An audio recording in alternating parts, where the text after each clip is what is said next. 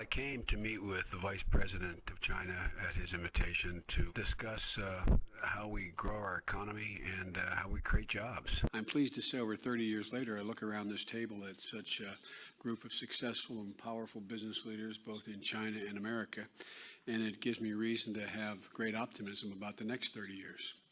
I also agree with the Vice President that competition is healthy. It is good. It has awakened us. It has regenerated us. It is nothing but welcome on the part of the United States. And one other point we'll get to discuss today, I hope you will discuss, is that we welcome, President Obama and I, we welcome, encourage, and see nothing but positive benefits flowing from direct investment in the United States from Chinese businesses and Chinese entities. It means jobs. It means American jobs. We also welcome and are really encouraged by the 12th five-year plan and the reordering of the economy toward more consumer-based economy. That is also, I never tell another man or another country what's in their interest, but it seems to me it's very much in the interest of the Chinese and the Chinese people, but it's also in the interest of the United States. So I want to again thank you very much. I've had a wonderful few days in Beijing and a series of very positive and productive conversations with Chinese leaders. And I'm pleased to make my first visit to Western China. The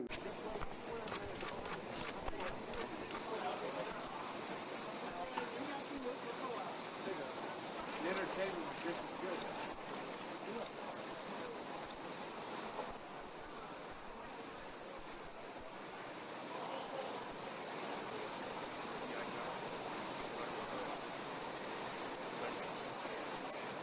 The Vice President and I are spending so much time talking to one another. We both believe that our progress has to continue. We have a mutual interest.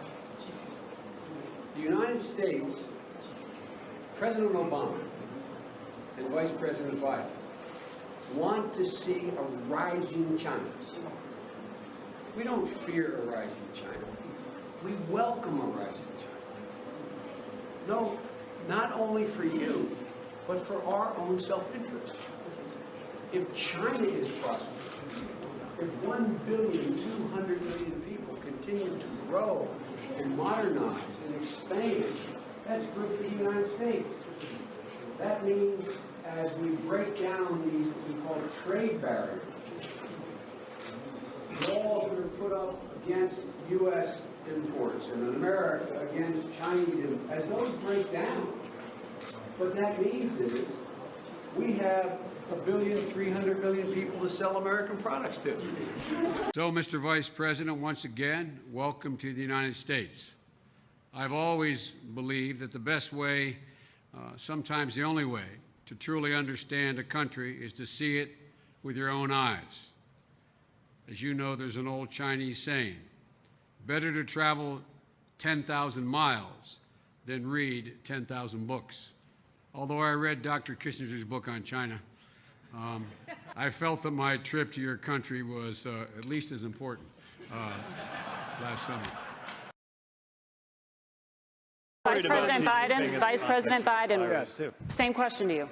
Would you allow Chinese firms to build critical U.S. infrastructure? No, I would not. And I spent more time with Xi Jinping than any world leader had by the time we left office. This is a guy who doesn't have a democratic with a small d bone in his body.